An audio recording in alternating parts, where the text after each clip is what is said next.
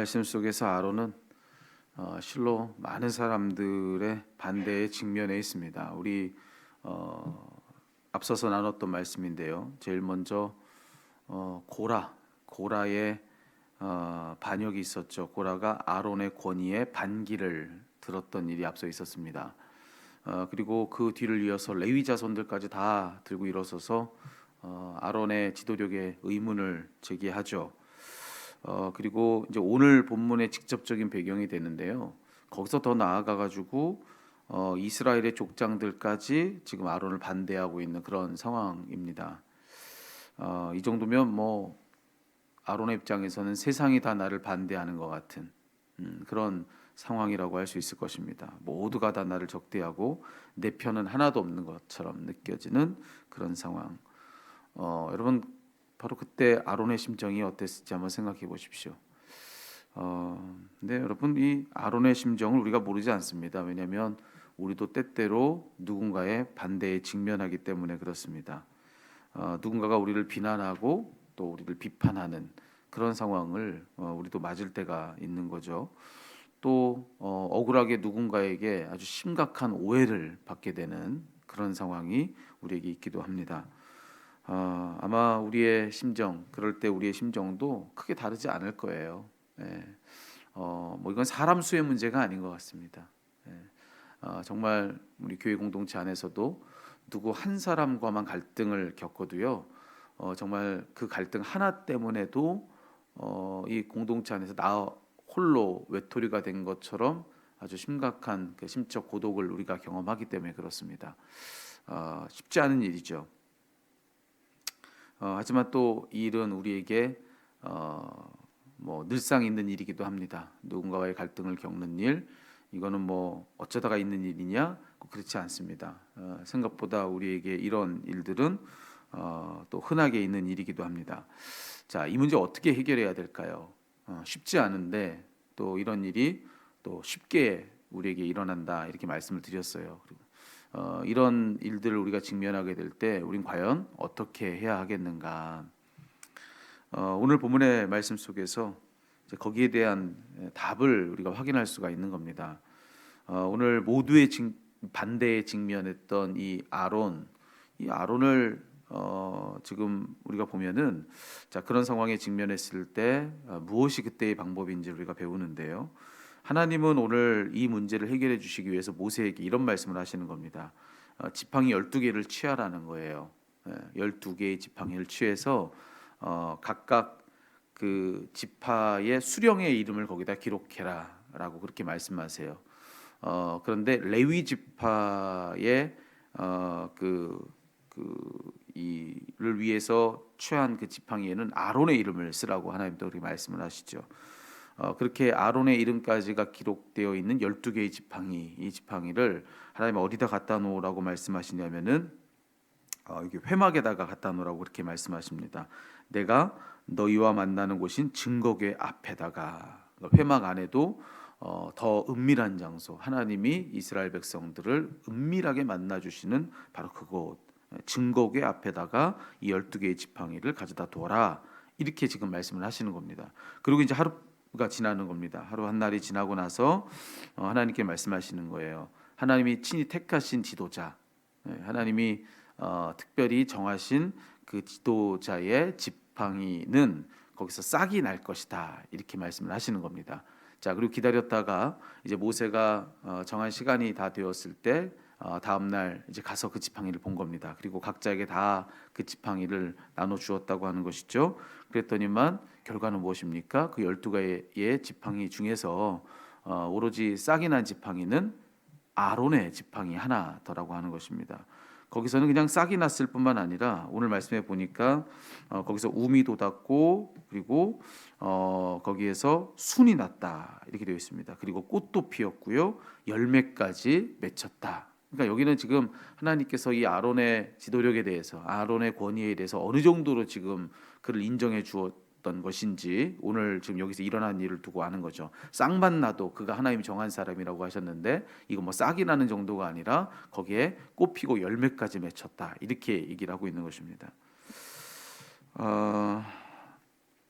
여러분 이것이 바로 이 아론의 지금 이 당면한 이 어려움을 하나님께서 해결케 해주신 방법이었다고 하는 것이죠. 자, 오늘 이 말씀을 우리가 보면서 이제 우리에게 좀 적용을 해보는 겁니다. 그러면 우리도 때때로 누군가의 반대에 직면하고 누군가 갈등을 겪기도 하고 누군가 오해를 해서 그로 인해서 심각한 그런 어려움을 우리도 겪기도 하는데, 자, 그럴 때 우리가 그러면 어떻게 해야 되겠는가? 오늘 말씀이 이와 같다면 여러분, 이 말씀은 정확히 한 가지 메시지를 우리에게 주고 있다고 말씀드릴 수가 있어요. 그것은 뭐냐면은 누군가 우리를 반대할 때, 그래서 우리가 시시비비를 가려야 할 때, 그리고 아주 심각하게 오해를 받고 그래서 억울하고 답답할 때, 그래서 그를 붙들고 막 싸워야 그래야 직성이 풀릴 것 같은 그런 힘든 그 상황 속에서, 자, 우리는 어떻게 하라는 것인가? 오늘 이 말씀은요, 한 가지예요. 그 모든 상황을 가지고 하나님께 나아오라고 하는 것입니다. 그게 답이에요, 오늘 말씀에서. 그거 가지고 우리가 막 해결하고 싶죠. 억울하니까요. 답답하고 정말로 화가 나고. 그래서 우리가 막 해결하고 싶겠지만 또 다른 나의 어떤 편에 서줄 수 있는 사람과 함께 우리가 막 이거를 해결하고 싶은 그런 마음이 들겠지만, 성경은 한 가지 메시지입니다. 그러지 말라는 거예요. 네가 붙들고 이 싸움을 싸우지 말라고 하는 것입니다. 대신에 어디서 이 싸울 싸움이 있는 것이냐면 하나님 앞에 나와서 하나님께 나아오라고 하는 겁니다. 그러니까 네가 시시비비를 가리지 말고 하나님, 이 모든 상황을 판단하실 분이 하나님이시니까 하나님께로 나아오라는 것입니다. 하나님께 가지고 그 문제를 가지고 와라. 근데 오늘 보니까 오늘 하나님께서는 이 아론이 당면한 이 리더십에 대한 도전, 자, 이 모든 사람들의 반대에 대해서 그 문제를 어디로 가져오라고 말씀하셨냐면은 회막으로 가져오라고 말씀하세요. 또 회막 안에서도 아주 은밀한 장소, 여호와의 교회 앞으로 가지고 와라, 이렇게 지금 말씀을 하시는 겁니다. 자, 그러면은 우리에게도 이런 참 똑같은 문제가 있을 때, 자, 그거 네가 그 사람을 붙들고 씨름하지 말고 하나님은 하나님께로 나와서 하나님을 붙들고 씨름해라, 이렇게 얘기했는데, 어디로 가져오라고 얘기했냐면 가장 은밀한 곳, 그러니까 하나님이 우리를 만나 주시는 곳, 여기 이렇게 그런 은밀한 곳으로서의 회막을 얘기했는데, 그렇다면 우리에게는 그곳이 어디냐? 바로 기도의 자리죠. 기도의 자리죠. 하나님께로 가지고 나와야 하는데, 하나님과 나만의 어떤 은밀한, 내가 하나님을 만나는 곳, 그건 우리에게는 어디겠습니까? 당연히 오늘 이 아침 여러분 기도하기 위해 이 자리에 나오셨는데 바로 여기죠.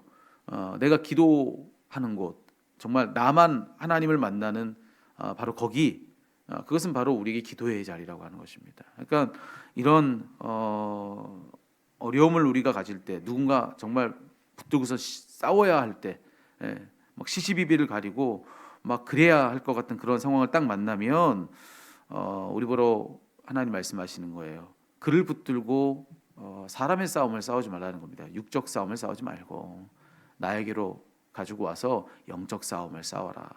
기도하라는 것입니다. 기도로 그 모든 상대에 대한 문제를 하나님께 맡기라는 겁니다.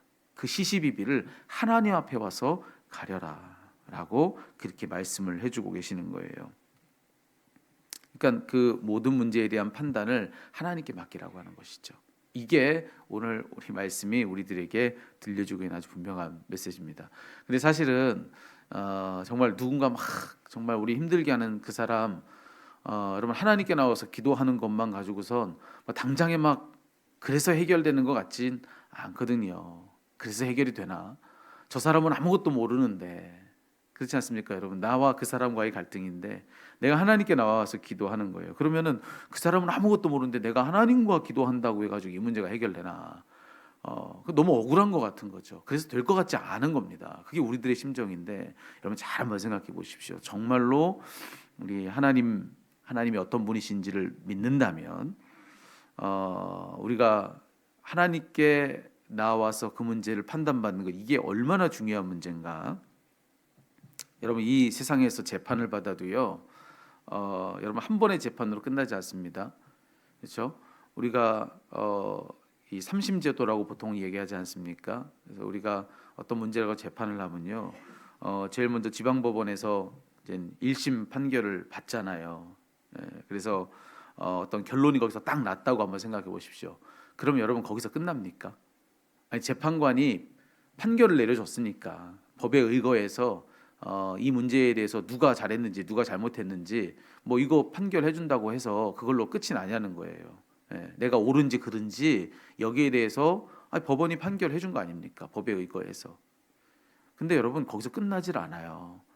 1심의 재판에 어떤 결과가 나왔던지 간에 그러면 그 다음에 항소하죠. 그럼 2심 재판이 시작됩니다. 지방법원으로 가서 거기서 또 판결이 나오죠. 또 그래서 끝납니까? 그러지 않아요. 또 그러면 이제 상고하게 되잖아요. 그럼 대법원에 가서 또 3심 재판 결과를 기다려야 됩니다. 이렇게 어떤 사안에 따라서 어떤 결과가 났다 할지라도 그걸로 끝나는 게 아니에요. 더 높은 권위의 판단을 받아야 합니다.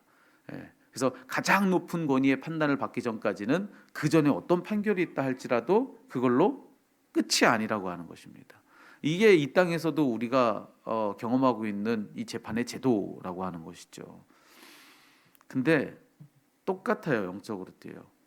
모든 권위 중에 최고의 권위는 누구냐면 바로 하나님이신 겁니다.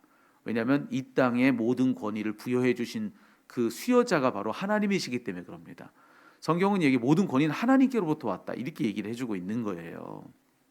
그러니 여러분 이 땅의 재판 제도를 보더라도 자, 더 높은 가장 높은 권위의 심판을 받기 전에는 어떤 문제도 끝난 게 아니지 않습니까? 아직 뭐 1심 재판 나와도 2심에서 달라질 수 있어라고 그렇게 생각할 수 있는 거 아닙니까? 그러니까 더 높은 권위의 판결을 받기 전까지는 문제가 끝나지 않았죠. 그러니까 이걸 뒤집으면 모든 문제를 완벽하게 끝나려고 한다면 가장 높은 권위의 판단을 받아야 된다. 이게 우리가 살면서도 마주하고 있는 현실이거든요. 사실이거든요. 영적으로도 그렇다는 것입니다. 우리의 모든 당면한 문제들, 이 문제를 해결하기 위해서는 자, 무엇이 필요하냐? 가장 높은 권위가 필요한 것입니다. 가장 높은 권위의 판단을 받기 전까지는 여러분 그걸로 뭘 가지고 어떻게도 끝나지 않습니다. 대표적으로 내가 그 사람과 갈등을 겪어서 내가 이걸 가지고 갈등을 해결하려고 하잖아요. 그럼 여러분 이내 일어나는 일이 뭐냐면은 이 갈등을 해결하기 위해서 한 내 노력 때문에 또 다른 갈등이 생겨납니다. 이게 뭐냐면 우리의 어떤 노력으로도 결과가 온전할 수 없다라고 하는 것입니다. 아니, 내가 싫으면 그 문제는 해결될 수 있어요. 그 갈등은 해결할 수 있을지 모르지만 그로 인해서 또 다른 갈등이 유발되고 또 다른 문제는 생겨나기 마련이라고 하는 것입니다. 왜 그럴 수밖에 없는 것이냐면은 내가 이걸 완벽하게 끝을 낼 수 있는 권위를 가지지 않았기 때문에 그래요. 누군가의 도움을 받는 것도 마찬가지입니다. 유력한 그 사람이 도와주면 끝날 것 같죠. 하지만 그 역시도 최고의 권위를 가지고 있는 것이 아니기 때문에 그 사람의 도움을 받아서 문제를 해결한다 할지라도 이 문제는 완벽하게 해결이 되지가 않습니다. 문제를 완벽하게 해결하고자 한다면은 필요한 것은 가장 높은 권위가 필요한 거예요. 가장 높은 권위로 해결돼야 그래야 다른 문제가 생기지가 않습니다. 더 이상 그로 인한 어떤 문제가 또 발생하지 않고 완전히 끝이 날 수가 있다라고 하는 것이죠.